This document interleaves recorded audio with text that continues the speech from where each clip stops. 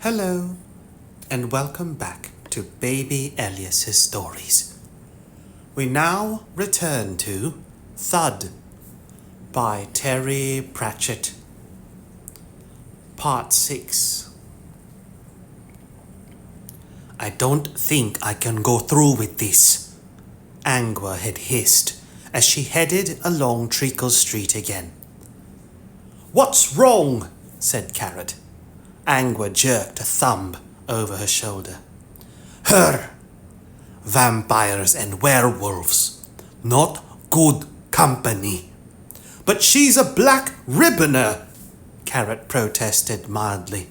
She doesn't have to do anything. She just is. For one of us, being around a vampire is like the worst bad hair day you can imagine. And believe me, a werewolf knows what a real bad hair day is. Is it the smell? Said Carrot. Well, that's not good, but it's more than that. They're so poised, so perfect. I get near her and I feel hairy. I can't help it. It goes back thousands of years. It's the image. Vampires are always so cool, so in control. But werewolves are, well, shambling animals, underdogs. But that's not true. A lot of black ribboners are totally neurotic. And you're so sleek and... Not when I'm around vampires. They trigger off something. Look, stop trying to be logical about it, will you? I hate it when you get logical on me. Why didn't Mr. Vimes hold out? All right, I'm on top of it, but it's hard, that's all. I'm sure it's not easy for her either, Carrot began. Angua gave him a look. But that's him, she thought. He really does think like that. It's just that he doesn't know when saying something like that is a really bad idea. Not easy for her. When was it ever easy for me? At least she probably doesn't have to stash changes of clothes around the city. Okay, going cold bat can't be nice, but we get cold bat every month. And when do I ever rip out a throat? I hunt chickens, and I pay for them in advance. Does she suffer from PLT? I don't think so. Oh, gods, and it's already well past waxing gibbous night. I can feel my hair growing. Bloody vampires. They make such a big thing about not being murderous bloodsuckers anymore. They get all the sympathy, even his. All this flashed past in a second. She said, let's just get down there and get it done and get out, shall we? There was still a crowd hanging around near the entrance. Amongst them was Otto Treek, who gave Carrot a little shrug. There were still guards on duty too, but it was clear that someone had been talking to them. They nodded to the squad when they arrived. One of them even opened the door, very politely. Carrot beckoned the other watchman closer. Everything we say will be overheard. Understand, he said. Everything. So be careful. And remember, as far as they are concerned, you can't see in the dark. He led the way inside to where Helm Cleaver stood, beaming and edgy. Welcome, headbanger, said the dwarf. If we are using Morporkian, I would prefer Captain Carrot, said Carrot. As you wish, Smelter, said the dwarf. The elevator awaits. As they descended, Carrot said, What powers this, please? Our device, said Helm Cleaver, pride breaking out over his nervousness. Really? You have many devices, said Carrot. An axle and an average bar. An average bar? I've only ever heard of them. We are fortunate. I will be happy to show it to you. It is invaluable for food preparation, Helm Cleaver gabbled. And down below we have a number of cubes of varying powers. Nothing may be withheld from the smelter. I am ordered to show you everything you wish to see and tell you everything you wish to know. Thank you, said Carrot, as the elevator stopped in blackness, speckled with the corpse glow of Verm. How large are your diggings here? I cannot tell you that, said Helm Cleaver quickly. I do not know. Ah, here is Ardent. I will go back up. No, Helm Cleaver. Remain with us, please, said a darker shadow in the gloom. You should see these too. Good day to you, Captain Carrot, and Angua detected an element of distaste. Ladies, please follow me. I am sorry for the lack of light. Perhaps your eyes will adapt. I will be happy to describe to you any object that you touch. Now, I will lead you to the place where the dreadful occurrence occurred. Angua looked around as they were led along the tunnel, noting that Carrot had to walk with his knees slightly bent. Headbanger, eh? Funny, you never mentioned that to the lads. Every dozen yards or so, Ardent stopped in front of a round door, invariably with the verms clustered around it, and turned a wheel. The doors creaked when they opened, and they opened with a ponderousness that suggested they were heavy. Here and there in the tunnels were things, mechanical things, hanging from the wall and clearly there with a purpose. Verms glowed around them. She hadn't got a clue what the objects were for, but Carrot greeted them with enthusiastic glee, like a schoolboy. You have air bells and water boots, Mr. Ardent. I've only ever heard of them. You were raised in the good rock of Copperhead, were you not, Captain? Mining in this wet plain is like digging tunnels in the sea. And the iron doors are quite watertight, are they? Yes, indeed. Airtight, too. Remarkable. I should like to visit again when this wretched business is over. A dwarf mine under the city. It's quite hard to believe. I'm sure that could be arranged, Captain. And that was Carrot at work. He could sound so innocent, so friendly, so stupid, in a puppy dog kind of way. And then he suddenly became this big block of steel and you walked right into it.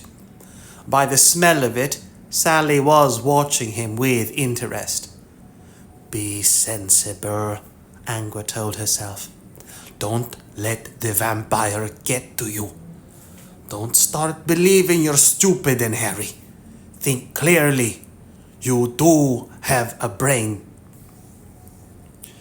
Surely people could go mad living in this murk. Angua found it easier to close her eyes. Down here, her nose worked better without distraction. Darkness helped. With her eyes shut, various faint colors danced across her brain. Without the stink of the damned vampire, though, she would have been able to pick up a lot more.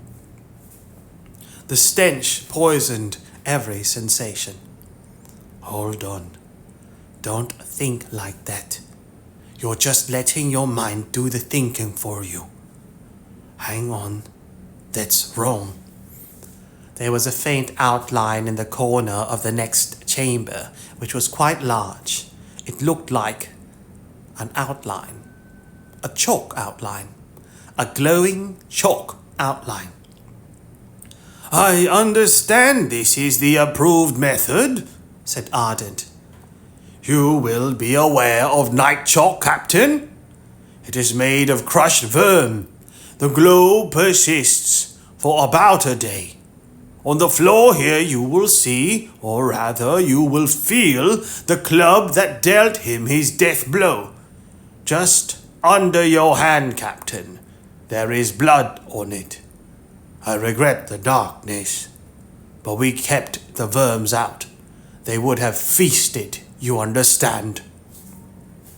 Angua saw Carrot, outlined in his permanent smell of soap, feel his way across the space. His hand touched another metal door. "Where does this go, sir?" he said, tapping it. "To the outer chambers." "Was it open at the time the troll attacked the grog?" "You really assume a troll did it?" Angua wondered. "I believe so," said Ardent. "Then I would like it open now, please." "I cannot agree to that request, Captain."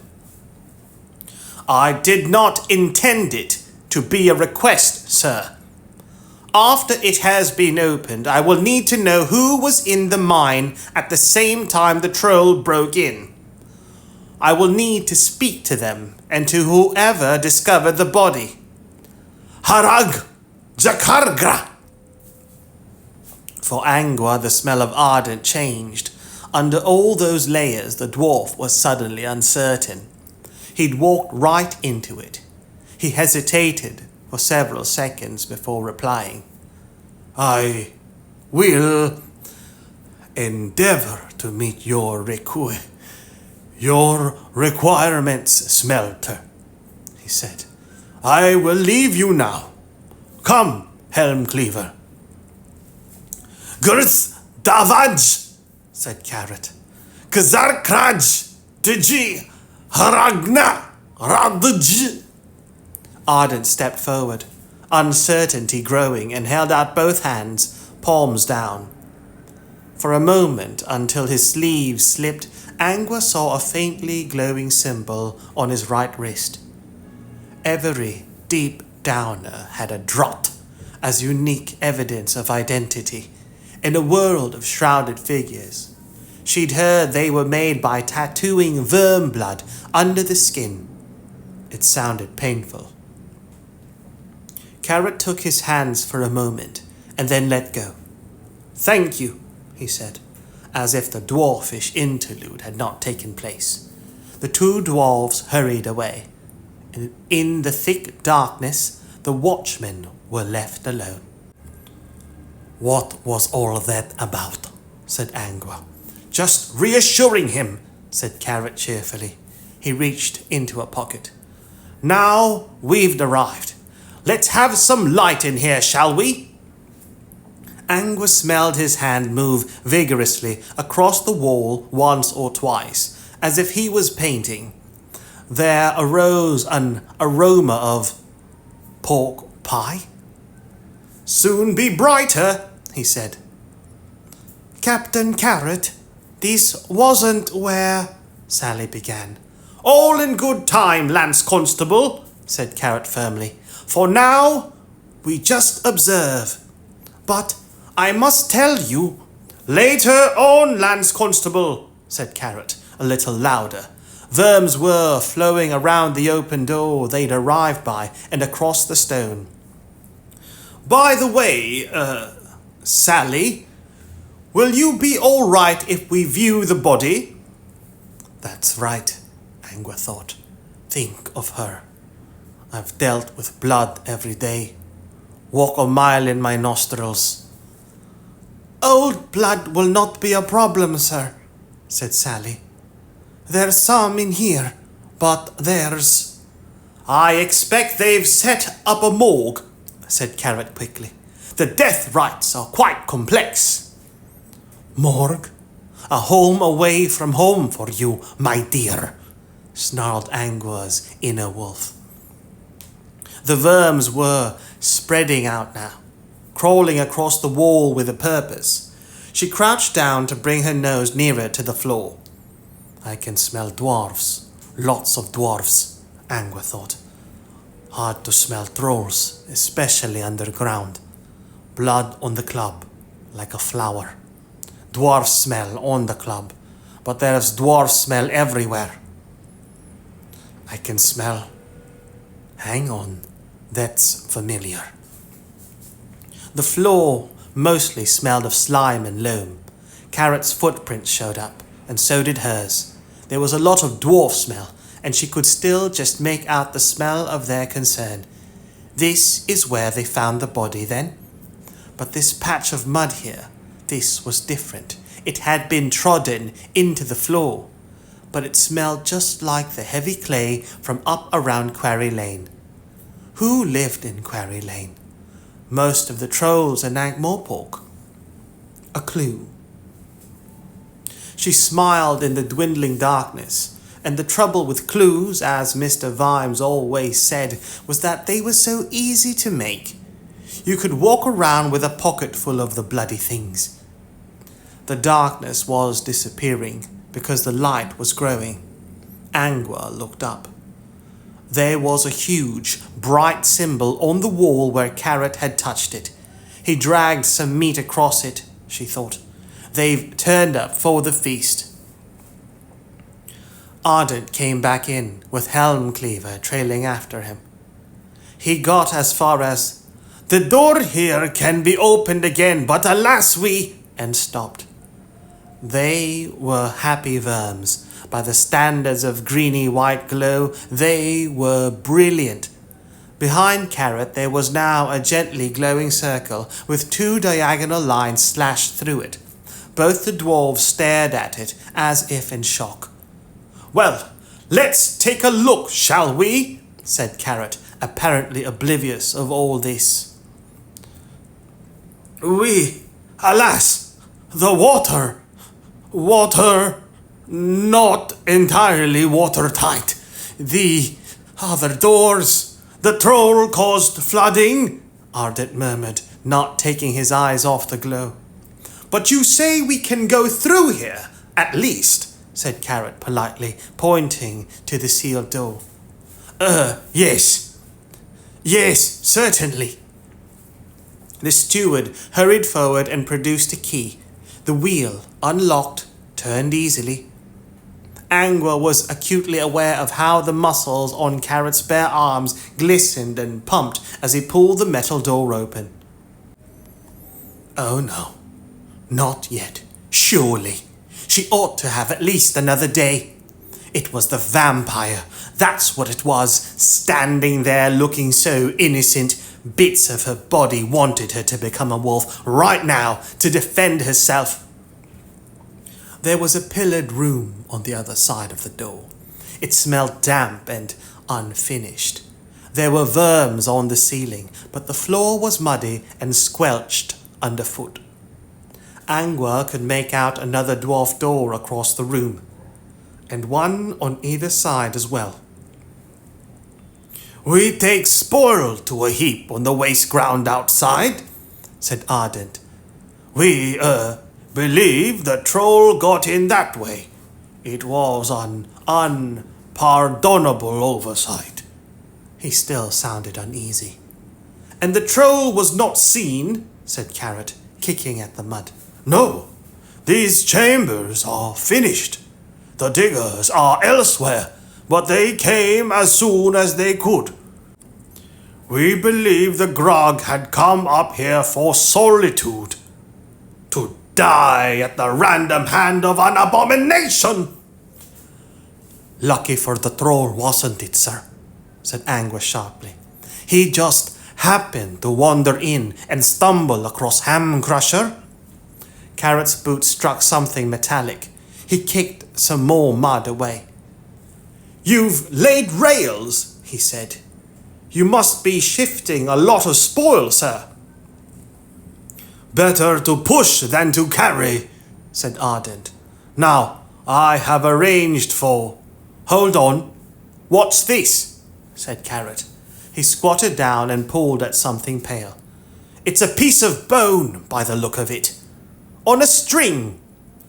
There are plenty of old bones, said Ardent. It came free with a gloop and grinned at them in the sickly light. It doesn't look very old, sir, said Carrot. Just one breath was enough for Angua. It's a sheep's skull, she said. About 3 months dead. Oh, another clue, she added to herself. Nice and convenient for us to find, too. Could have been dropped by the troll, said the Carrot. A troll? Said Ardent, backing away. It wasn't the reaction Angua had expected. Ardent had been nervous already, but now, under all those wrappings, he was on the verge of panic. You did say a troll had attacked the grog, sir, said Carrot. But I never saw that before. Why didn't we find it? Did it come back? All the doors are sealed, sir, said Carrot patiently. Aren't they? But have we sealed it in here with us? It was practically a shriek. You'd know, sir, wouldn't you? Said Carrot. Trolls sort of, stand out. I must fetch guards, said Ardent, backing away towards the single open door. It could be anywhere. Then you could be heading right towards it, sir, said Angua. Ardent stopped dead for a moment, and then uttered a little whimper and ran into the dark, Helm Cleaver on his heels. Well, how do we all think that went? Said Angua with a horrible smile. And what was that you said to him in Dwarfish? You know I am a dwarf in the Brotherhood of all dwarves? With emphatic certainty, you know me. I observe the rites of the dwarf. What? Who am I? I am the Brothers United, said Sally carefully.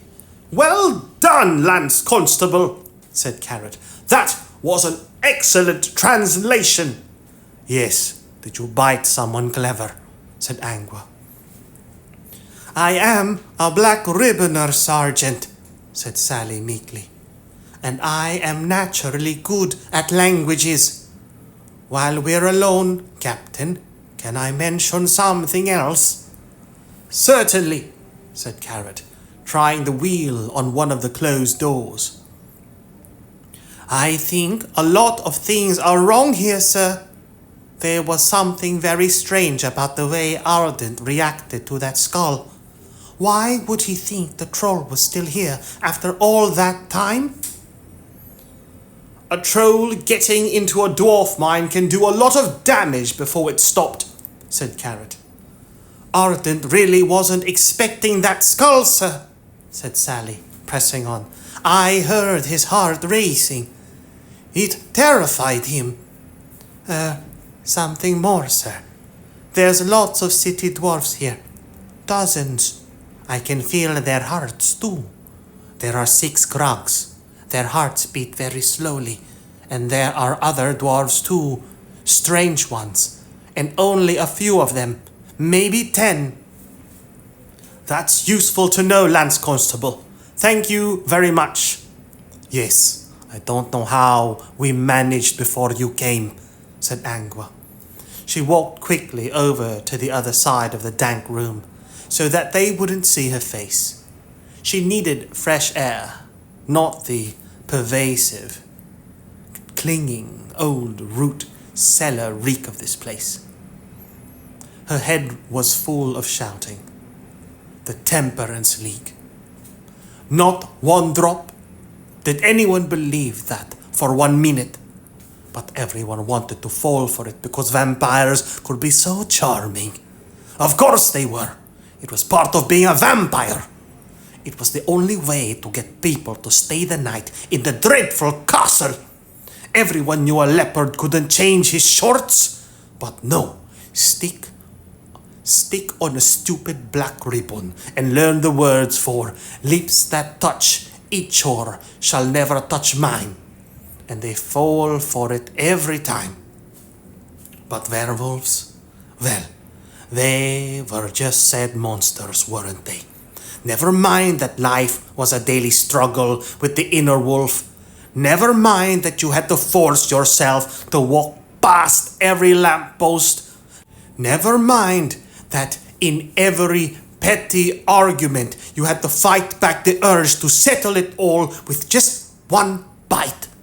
Never mind that, because everyone knew that the creature that was a wolf and a human combined was a kind of dog. They were expected to behave. Part of her was shouting that this wasn't so, that this was just PLT and the known effects of vampires' presence. But somehow, now, with the smells around her becoming so strong that they were approaching solidity, she did not want to listen. She wanted to smell the world.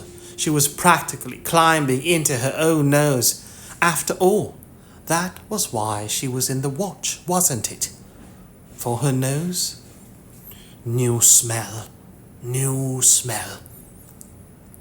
Sharp blue-grey of lichen, the browns and purples of old carry-on, undertones of wood and leather.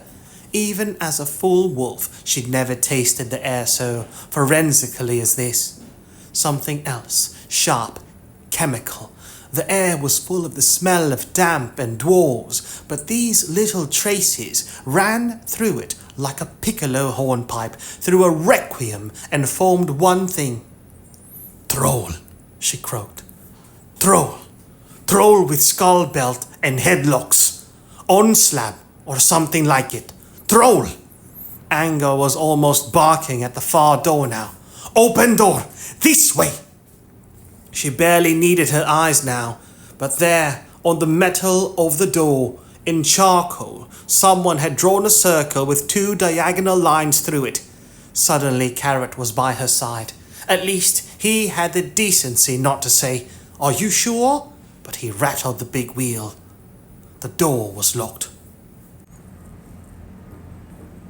"I don't think there's water behind this," he said.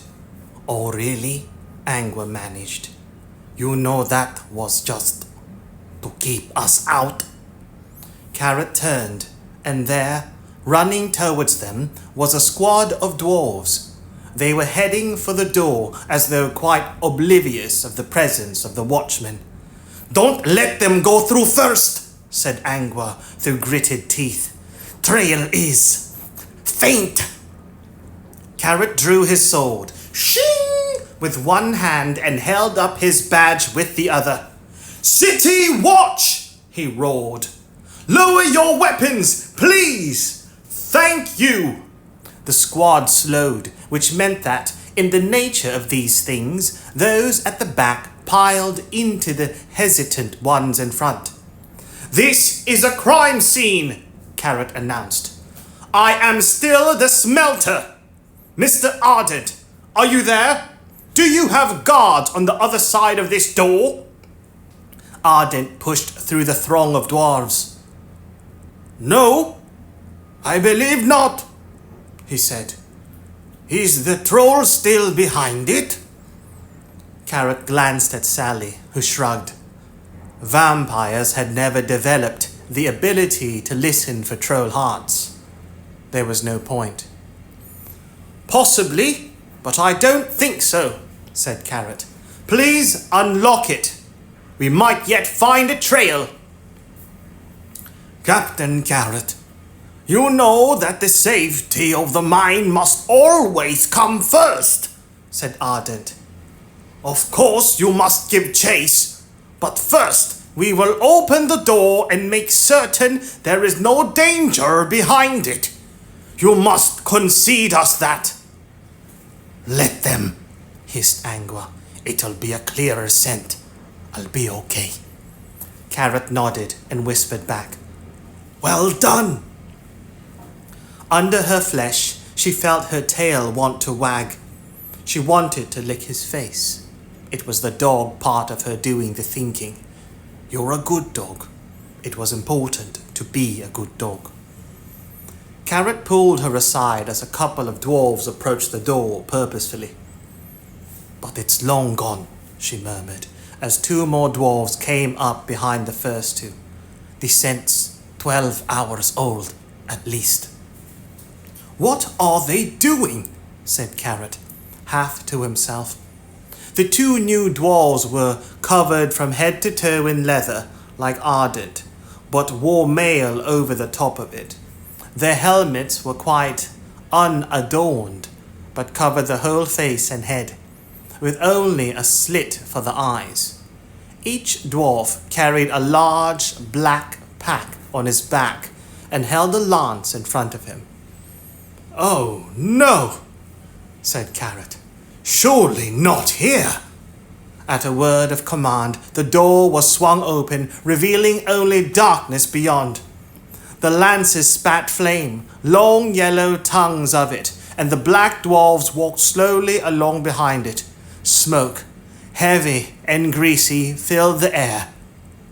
Angua fainted. Darkness.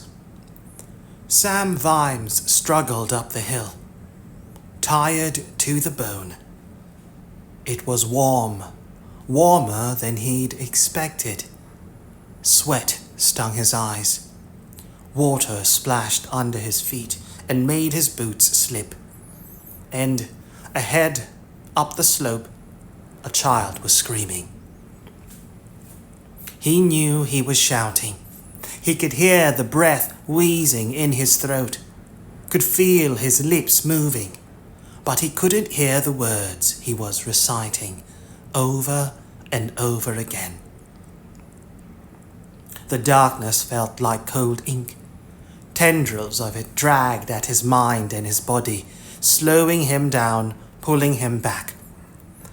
And now they came at him with flames. Vimes blinked and found himself staring at the fireplace. The flames flicked peacefully. There was the swish of a dress as Sybil came back into the room, sat down and picked up her darning. Darning. D-A-R-N-I-N-G. The skill or activity of mending a hole in knitted material by interweaving yarn. Darning.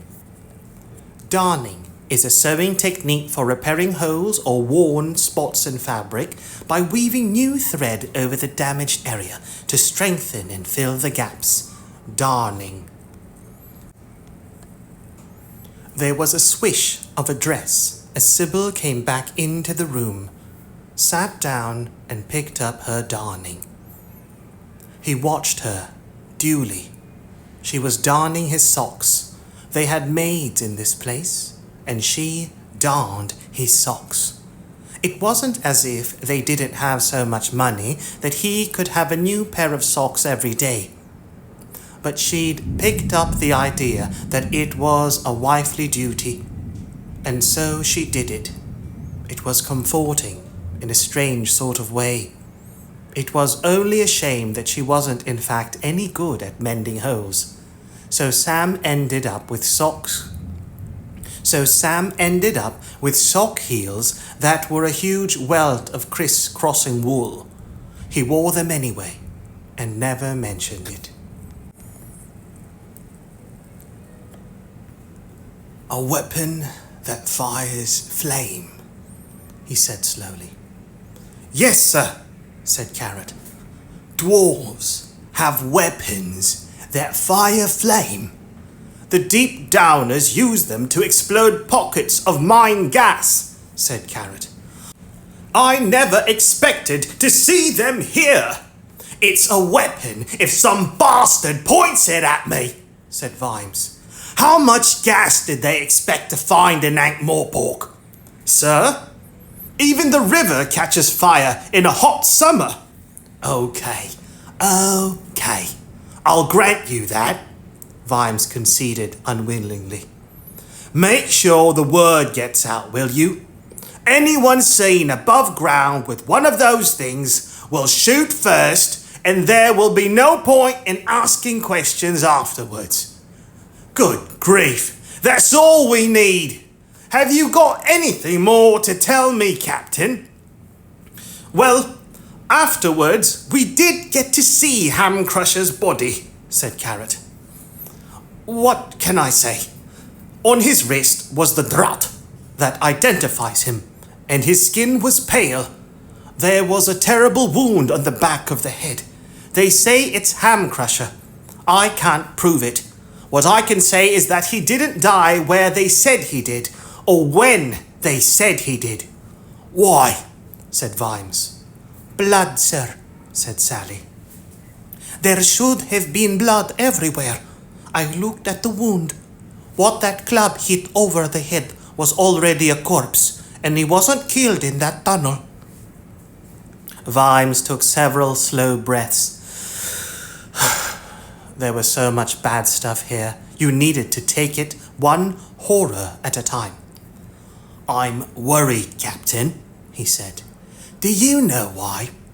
It's because I've got a feeling that very soon I'm going to be asked to confirm that there's evidence that a troll did the deed, which, my friend, will be like announcing the outbreak of war. You did ask us to investigate, sir, said Carrot. Yes, but I didn't expect you to come back with the wrong result. The whole thing stinks. That clay from Quarry Lane was planted, wasn't it? It must have been. Trolls don't clean their feet much, but walking mud all the way? Not a chance. And they don't leave their clubs behind either, growled Vimes. So it's a setup, right?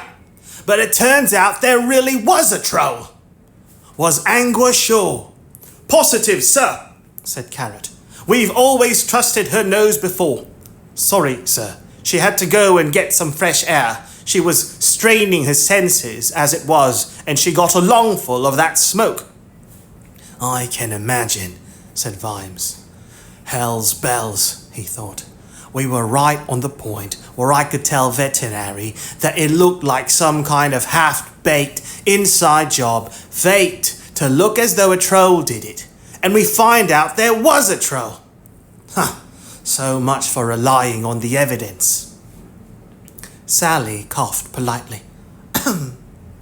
Ardent was shocked and frightened when the captain found the skull, sir, she said. It wasn't an act, I'm sure of it.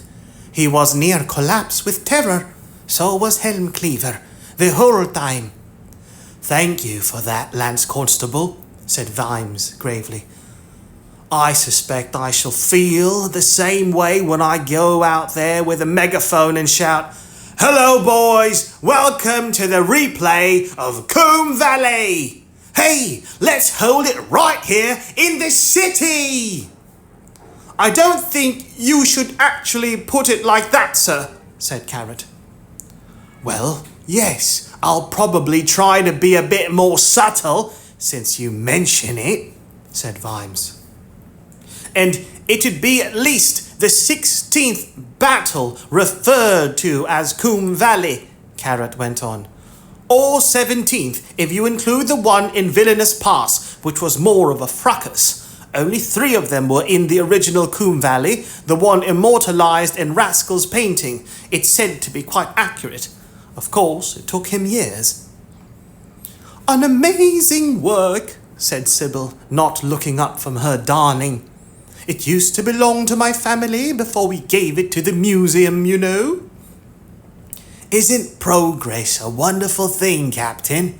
Said Vimes, pouring as much sarcasm into his tone as possible, since Carrot was so bad at recognizing it. When we have our Koom Valley, our friend Otto will be able to take a color iconograph of it in a fraction of a second. Wonderful. It's been a long time since this city was last burned to the ground. He ought to be springing into action.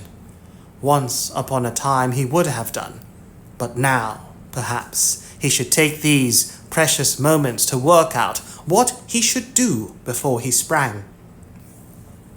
Vimes tried to think. Don't think of it all as one big bucket of snakes. Think of it as one snake at a time, trying to sort it out. Now, what needs to be done first? Everything. All right, try a different approach. What are these mind signs all about? He said. That helm cleaver sort of drew one at me. I saw one on the wall too, and you drew one. The following dark, said Carrot. Yes, it was scrawled all over the place. What does it mean? Dread, sir, said Carrot earnestly. A warning of terrible things to come. Well, if one of those little sods so much as surfaces with one of those flame weapons in his hand, that will be true. But you mean they scroll it on walls? Carrot nodded. You have to understand about a dwarf mind, sir. It's a kind of emotional hothouse, was how Vimes understood it, although no dwarf would ever describe it that way. Humans would have gone insane living like that, cramped together, no real privacy, no real silence, seeing the same faces every day for years on end. And since there were a lot of pointy weapons around, it would only be a matter of time before the ceilings dripped blood. Dwarves didn't go mad. They stayed thoughtful and sombre and keen on their job, but they scrolled mind sign. It was like an unofficial ballot, voting by graffiti, showing your views on what was going on. In the confines of a mine, any problem was everyone's problem. Stress leapt from dwarf to dwarf like lightning. The signs earthed it. They were an outlet, a release, a way of showing what you felt without challenging anyone, because of all the pointy weapons. The following dark, we await what follows with dread. Another translation might mean, in effect, repent ye sinners! There are hundreds of runes for darkness, said Carrot. Some of them are part of ordinary dwarfish, of course, like the long dark. There's plenty like that. But some are mystical, Vimes suggested. Unbelievably mystical, sir. There's books and books about them, and the way dwarves think about books and words and runes, well, you wouldn't believe it, sir. They think the world was written, sir. All words have enormous power. Destroying a book is worse than murder to a deep downer. I've rather gathered that, said Blackboard Monitor Vimes. Some deep downers believe that the dark signs are real, Carrot went on. Well, if you can see the writing on the wall, Vimes began. Real like alive, sir, said Carrot. Like they exist somewhere down in the dark under the world, and they cause themselves to be written. There's the waiting dark, that's the dark that fills a new hole. The closing dark, I don't know about that one, but there's an opening dark too. The breathing dark, that's rare. The calling dark, very dangerous. The speaking dark, the catching dark, the secret dark, I've seen that. They're all fine, but the following dark is a very bad sign. I used to hear the older dwarves talking about that. They said it could make lamps go out, and much worse things. When people start drawing that sign, things have got very bad. This is all very interesting, but everyone in the mine is as nervous as heck, sir. Stressed like wires. Angua said she could smell it, but so could I, sir. I grew up in a mine. When something is wrong, everyone catches it. On days like that, sir, my father used to stop all mining operations. You get too many accidents. Frankly, sir, the dwarves are mad with worry. The following dark signs are everywhere. It's probably the miners they've hired since they came here. They feel that something is very wrong, but the only thing they can do about it is sign. Well, their top grag has been killed. I can feel the atmosphere in a mine, sir. Any dwarf can. And that one is rancid with fear and dread and horrible confusion. And there's worse things in the deeps than the following dark. Vimes had a momentary vision of vengeful darkness, rising through caves like a tide, faster than a man could run. Which was stupid. You couldn't see dark. Hold on, though. Sometimes you could. Back in the old days, when he was on nights all the time, he'd known all the shades of darkness. And sometimes you got darkness so thick that you almost felt you had to push your way through it. There were nights when horses were skittish and dogs whined, and down in the slaughterhouse district the animals broke out of their pens. They were inexplicable, just like those nights that were quite light and silvery, even though there was no moon in the sky. He'd learned then not to use his little watchman's lantern. Light only ruined your vision. It blinded you. You stared into the dark until it blinked. You stared it down. Captain, I'm getting a bit lost here, said Vimes. I didn't grow up in a mine. Are these signs drawn because dwarves think bad things are going to happen and want to ward them off? Or think the mine deserves the bad things happening? Or because they want the bad things to happen? Can be all three at once, said Carrot, wincing. It can get really intense when a mine goes bad. Oh, good grief! Oh, it can be awful, sir. Believe me. But no one would ever draw the worst of the signs and want it to happen. Just the drawing wouldn't be enough anyway. You have to want it to happen with your very last breath. And what one is that? Oh, you don't want to know, sir. No, I did ask, said Vimes. No, you really don't want to know, sir. Really. Vimes was about to start yelling, but he stopped to think for a moment. Actually, no, I don't think I do, he agreed. This is all about hysteria and mysticism. It's just weird folklore. Dwarves believe it, I don't. So, how did you get the Vimes to form that sign? Easy, sir. You just smear the wall with a piece of meat. That's a feast for Vimes. I wanted to shake Ardent up a bit, make him nervous like you taught me.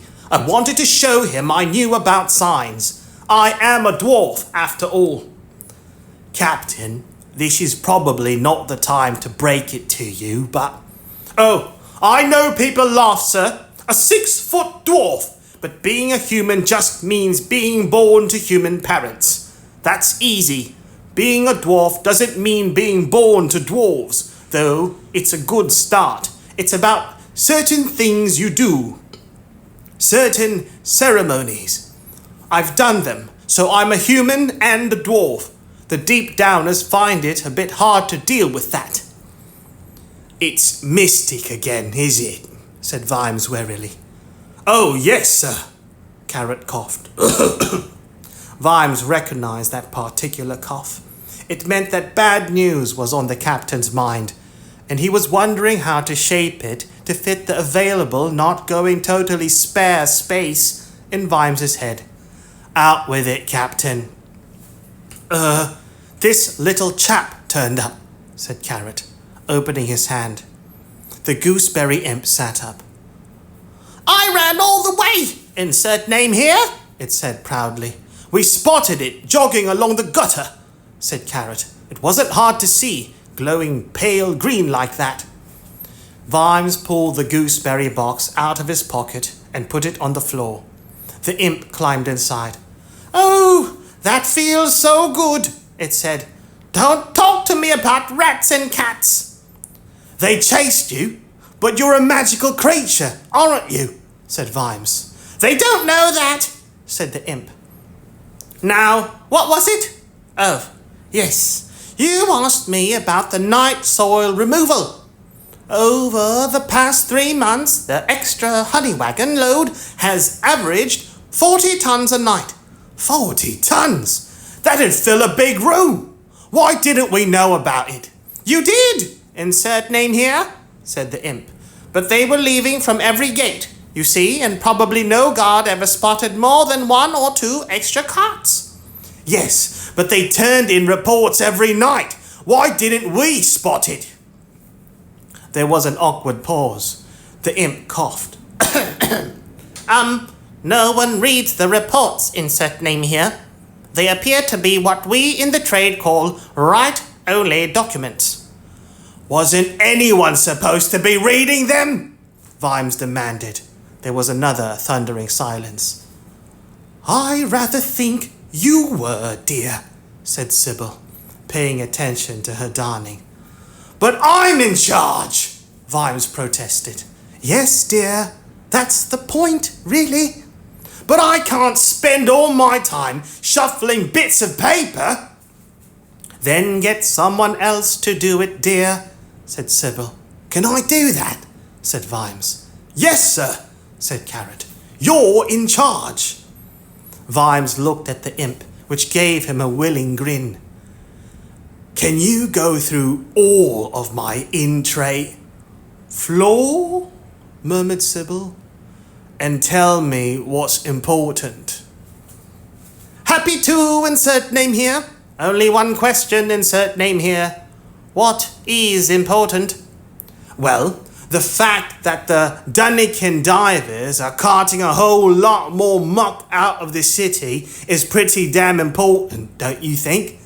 "I wouldn't know, insert name here," said the imp. "I do not, in fact, think as such. But I surmise that if I had drawn your attention to such a fact a month ago, you would have told me to stick my head up a duck's bottom." "That's true," said Vimes, nodding. "I probably would. Captain Carrot." "Sir," said Carrot, sitting up straight. "What's the situation on the street?" "Well, troll gangs have been wandering around the city all day. Dwarves, too. Now, a lot of the dwarves are hanging around in Sator Square, sir, and a fair number of trolls are congregating in the Plaza of Broken Moons." "How many are we talking about here?" said Vimes. "About 1,000, all told. They've been drinking, of course." "Just in the mood for a fight, then?" "Yes, sir. Just drunk enough to be stupid, but too sober to fall over," said Carrot. "Interesting observation, Captain," said Vimes thoughtfully. "Yes, sir. The word is that they'll start at 9. Arrangements have been made, I gather." "Then I think before it gets dark, there should be a load of coppers in the Cham, right between them. Don't you?" said Vimes. "Get the word out to the watch houses." "I've done that, sir," said Carrot. "And get some barricades sorted out." "All arranged, sir." "And call out the specials?" "I put the word out an hour ago, sir." Vimes hesitated. "I've got to be there, Captain." "We should have enough men, sir," said Carrot. "But you won't have enough commander," said Vimes. "If veterinary hauls me over the coals tomorrow because there was a major riot in the city centre, I don't want to tell him I was having a quiet evening at home." He turned to his wife. "Sorry, Sybil." Lady Sybil sighed. "I think I shall have to have a word with Havelock about the hours he makes you keep," she said. "It's not doing you any good, you know." "It's the job, dear. Sorry." "It's just as well I got the cook to make up a flask of soup then." "You did?" "Of course. I know you, Sam. And there's some sandwiches in a bag. Captain Carrot, you are to make sure he eats the apple and the banana. Dr. Lorne says he must eat at least 5 pieces of fruit or vegetable every day. Vimes stared woodenly at Carrot and Sally, trying to project the warning that the first officer to crack a smile, or even mention this to anyone ever, would have a very hard time of it indeed. And incidentally, tomato ketchup is not a vegetable, Sybil added. Not even the dried stuff round the top of the bottle. Well, what are you all waiting around for? There is something I didn't want to mention in front of her ladyship, said Carrot, as they hurried down to the yard. Hitherto is dead, sir. Who's hitherto? Lance Constable Horace Hitherto, sir. Got walloped on the back of his head last night when we were at that meeting, when there was that, disturbance. Got sent to the free hospital. Oh, gods, said Vimes. It seems like a week ago. He'd only been with us a couple of months. They said at the hospital his brain died, sir. I'm sure they did their best. Did we do ours? Vimes wondered. But it was a bloody melee, and the cobblestone came out of nowhere. Could have hit me, could have hit Carrot, hit a kid instead. What'll I tell his parents? Killed while doing his duty? But his duty shouldn't have been to stop one lot of idiot citizens murdering another lot of idiot citizens. It's all got out of hand. There aren't enough of us, and now there's a few less. I'll go and see his mum and dad tomorrow, he began, and his sluggish memory shifted at last. Didn't he have a brother in the watch? Yes, sir, said Carrot. Lance Constable Hector Hitherto, sir. They joined together. He's down at Chitling Street. Then get hold of his sergeant and tell him Hector is not allowed on the street tonight, okay? I want him introduced to the joys of filing, in a cellar if possible, and wearing a very thick helmet. I understand, sir, said Carrot. How's Angua? I think she'll be fine after having a lie down, sir. The mine really got to her. I'm really sorry about that, Sally began. Not your fault, Lance Constable Sally, said Vimes. It was mine. I know about the vampire and werewolf thing, but I needed you both to be down there. It's just one of those decisions, okay? I suggest you take the evening off. No, that's an order. You've done very well on your first day. Off you go. Get your head down, or whatever. They watched her out of sight before continuing down the street. She is very good, sir, said Carrot. She picks things up fast. Yes, very fast. I can see she's going to be useful, said Vimes thoughtfully. Doesn't that strike you as odd, Captain? Up she pops, just when we need her.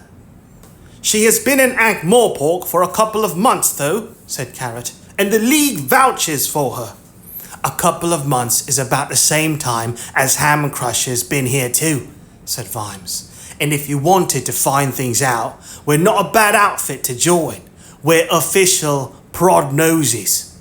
Sir, you don't think... Oh, I'm sure she's a black ribboner, but I don't think a vampire comes all the way from Uberwald to play the cello. Still, as you say, she does a good job. Vimes stared at nothing for a moment, and then said thoughtfully, Doesn't one of our specials work for the Clacks Company? That'd be Andy Hancock, sir, said Carrot. Oh, gods. You mean 2 swords? That's him, sir. Very keen lad. Yes, I saw the dockets.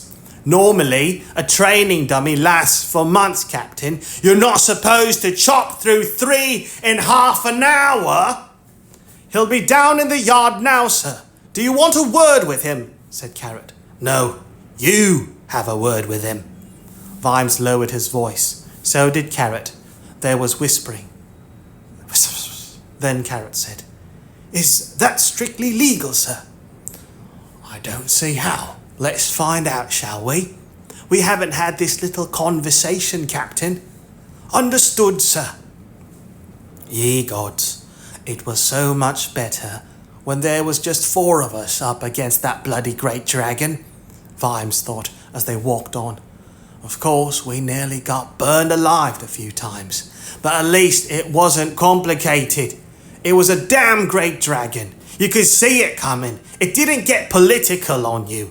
It had started to rain, a fine invasive rain, by the time they arrived at Sedopolis Yard. Vimes had, with extreme reluctance, to hand it to Carrot. He certainly could organise. The place was bustling.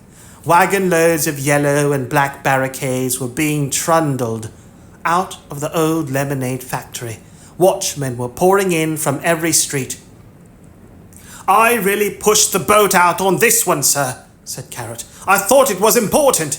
"Well done, Captain," said Vimes, as they stood like islands in the flood. "But I think there is a little matter of forward planning you may have overlooked." "Really, sir? I think I've covered everything," said Carrot, looking puzzled. Vimes slapped him on the back. "Probably not this one," he said, and added, but only to himself, "because you, Captain, are not a bastard."